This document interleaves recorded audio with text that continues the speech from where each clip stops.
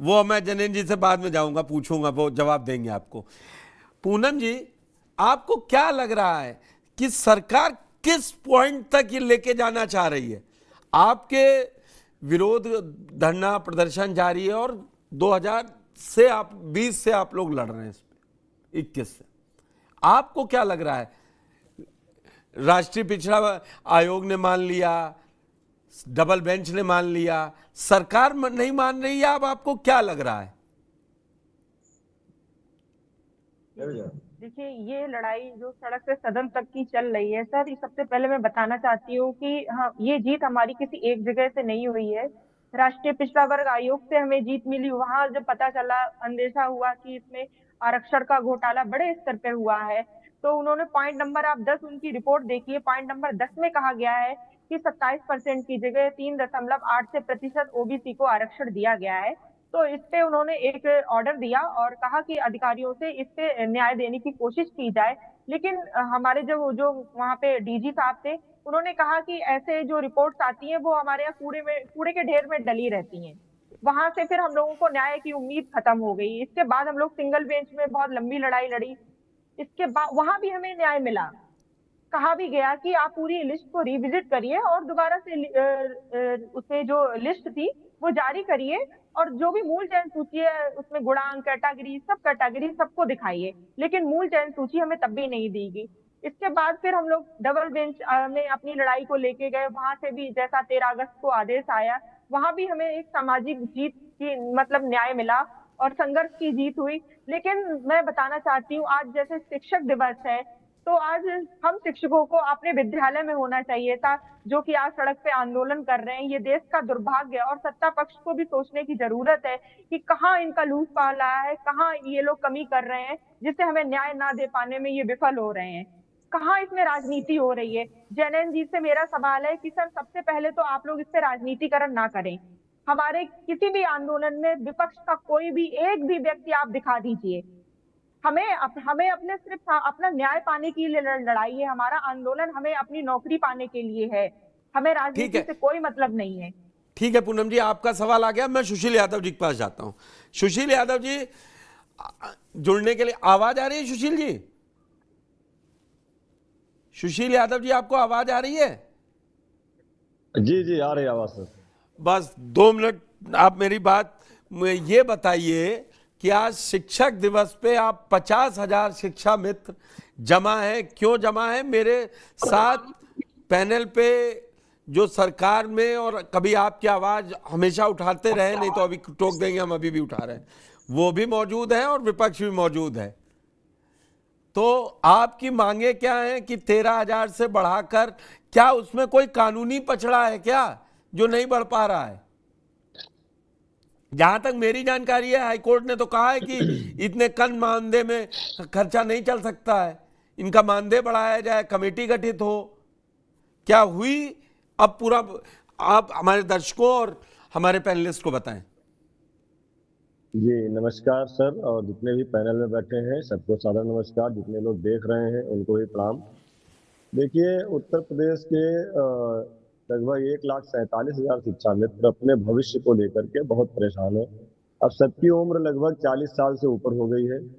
15 साल, 20 साल, और बहुत सारे लोग रिटायर होना शुरू हो गए हैं जो अनौपचारिक शिक्षा से शिक्षा मित्र बने थे। हाई कोर्ट, सुप्रीम कोर्ट, ये तो एक बहाना है।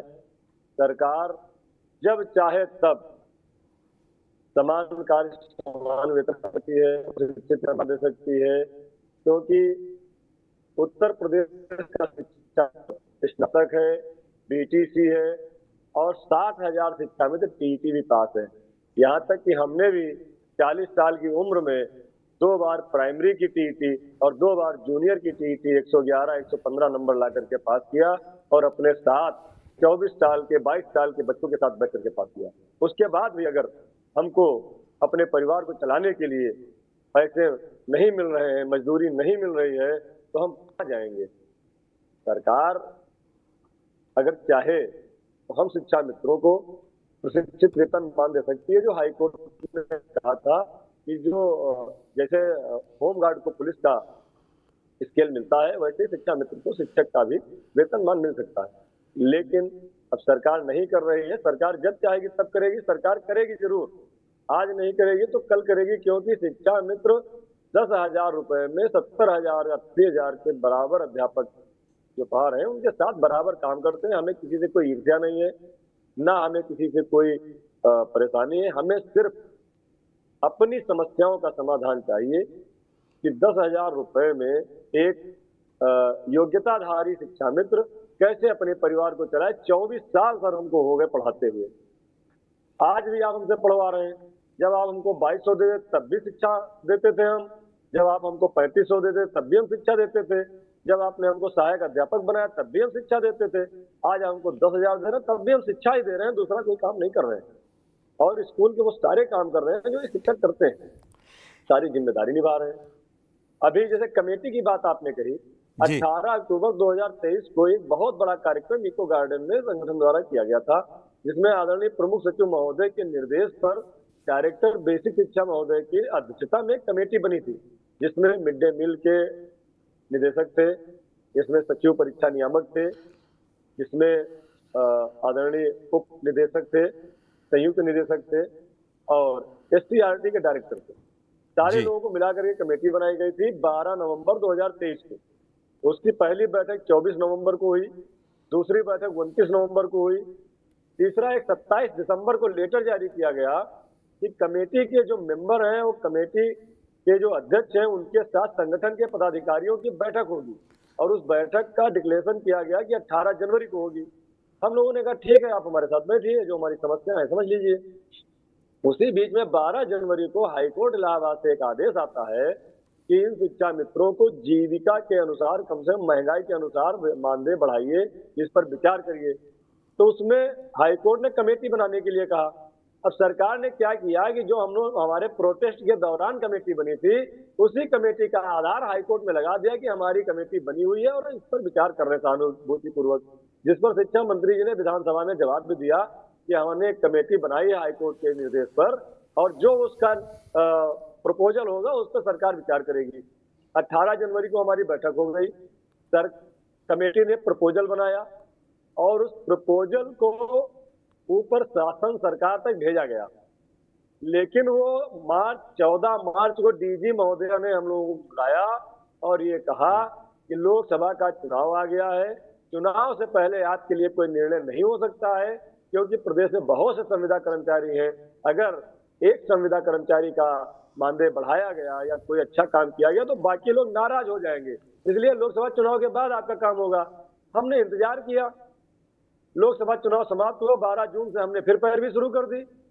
12 जून से लेकर के 5 जुलाई तक लगातार हम लोगों ने पैरवी की, लेकिन लास्ट में हर जगह जहां जहां गए, हम प्रमुख सचिव बेसिक शिक्षा से मिले, हम विशेष सचिव से मिले, हम अभी आपको क्या लग रहा है सुशील, थोड़ा सा उसको कट कीजिए। मैं समझ रहा हूं आप लोगों का संघर्ष लंबा है और मैं उसको काटना नहीं, लेकिन जैनेन जी से इन सब चीजों की बात पूछनी है। अभी आपको कहां लग रहा है कि सरकार क्यों ढीला हवाली कर रही है, किस बात का आपको वो देती है आधार की अभी हम नहीं कर सकते, क्या कह रही है? उसी में आ रहे थे कि सबसे मुलाकात हुई तो सभी लोगों ने कहा कि माननीय मुख्यमंत्री से आप लोग मिलिए। हमने तमाम बार समय मांगा, माननीय मुख्यमंत्री जी से कई जनप्रतिनिधियों के माध्यम से मांगा, माननीय विधायक लोगों से उनके माध्यम से मांगा, माननीय MLC महोदय के माध्यम से मांगा, लेकिन हमें समय नहीं मिला। तो एक दिन जा करके जनता दरबार में हम माननीय मुख्यमंत्री जी से मिले। हमने कहा महाराज जी, हम लोगों की जिंदगी बचा लीजिए, थोड़ी जिंदगी बची है, कुछ ऐसा मानदेय कर दीजिए कि हमारा परिवार चल जाए। तो उन्होंने कहा कि सुप्रीम कोर्ट ने आप लोगों को हटाया था ना। हमने कहा जी महाराज जी हटाया था, लेकिन आपने रखा, आपका धन्यवाद है, आपका आभार है, लेकिन अब 10,000 में परिवार नहीं चल पा रहा। उन्होंने कहा ठीक देखेंगे। ये लोकसभा चुनाव के बाद की बात है। और अभी उत्तर प्रदेश की विधान परिषद में भारतीय जनता पार्टी से माननीय MLC है मेरठ के शिक्षक प्रकोष्ठ के आदरणीय श्रीचंद शर्मा जी, आदरणीय बाबूलाल तिवारी जी, उन्होंने हमको ले जाकर के प्रमुख सचिव बेसिक शिक्षा से मुलाकात कराई, प्रमुख सचिव माननीय मुख्यमंत्री श्री संजय प्रसाद जी से मुलाकात कराई। उन लोगों ने एक ही बात कही कि आप लोगों की समस्याएं समाधान होनी चाहिए, इसके लिए मुख्यमंत्री जी संजीदा हैं और वो करना भी चाहते हैं। आप लोग एक बार मुख्यमंत्री से मिल लीजिए। अब समय नहीं मिल रहा तो कैसे मिल रहे, तो ठीक है, आज मैं का जो देखता हमारा हूँ जैनेन्द्र जी से प्रोटेस्ट बात करते आज हूँ। का प्रोटेस्ट सिर्फ इस बात का था कि हमको माननीय मुख्यमंत्री से मुलाकात करा दीजिए, हम कोई मांग नहीं मांगेंगे। तो आप हम शाम मुख्यमंत्री को से जाने वाले थे सुशील जी, जैसा मेरे पास हमारे संवाददाता वहां से रिपोर्ट कर रहे थे कि आज शाम को आप लोगों का मार्च था इको गार्डन से मुख्यमंत्री के आवास तक, तो वो स्थगित हो गया कि हो रहा है? जी, हमने ऐलान किया था 2 बजे कि अगर 3 बजे तक हमारी वार्ता मुख्यमंत्री से नहीं होती है तो हम माननीय मुख्यमंत्री जी के आवास के लिए कूच करेंगे और माननीय मुख्यमंत्री से हम मिलना चाहते हैं, केवल उनका आशीर्वाद चाहते हैं, बस हमें कोई मांग नहीं माननी है। तो 2:30 बजे ही प्रशासन के अधिकारियों ने हमारे प्रतिनिधि मंडल को ले जा करके 5 कालिदास मार्ग माननीय मुख्यमंत्री जी के आवास पर पहुंचाया और वहां माननीय मुख्यमंत्री जी के ओएसडी श्री NKS चौहान जी से हमारी मुलाकात कराई, हमारा पत्र दिलाया और माननीय ओएसडी महोदय ने, मैं उनको धन्यवाद दूंगा, उन्होंने इस बात को माना है और इस बात को कहा है कि मुख्यमंत्री जी आपके प्रकरण में विचार कर चुके हैं, जल्दी ही आपकी समस्याओं का समाधान होगा। माननीय मुख्यमंत्री, उन्होंने कहा कि आप चाहते क्या हैं? हमने कहा केवल मुख्यमंत्री जी का आशीर्वाद चाहते हैं, मिलना चाहते हैं। उन्होंने कहा 3 दिन माननीय मुख्यमंत्री जी बाहर हैं, जैसे ही आएंगे हम प्रयास करेंगे आपकी मुलाकात हो जाए और अधिकारियों को निर्देश दे करके कुछ चीजें आपकी हो तो रही हो मतलब जाए। अभी आप 3 दिन तो शांत रहेंगे? 3 नहीं दिन? सर, हम वहां से लौट के आए तो अपने शिक्षा मित्र साथियों से हमने पूछा कि ये स्थिति है, इसमें हम लोग क्या करें? तो हमारे शिक्षा मित्र साथियों ने कहा कि हम कई बार वापस जा चुके हैं, अब हम वापस उस दिन जाएंगे जिस दिन मुख्यमंत्री से मुलाकात हो जाएगी। ठीक है, ये मतलब हमारे 4 दिन साथी का इन रुके लोग का हुए हैं। 8 तारीख तक का प्रोग्राम तय है।